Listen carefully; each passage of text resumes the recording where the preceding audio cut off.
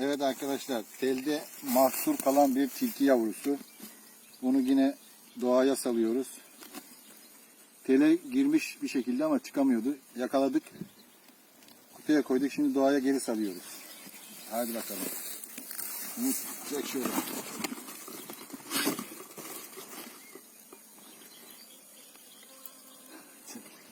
Haydi bakalım. Haydi güle güle.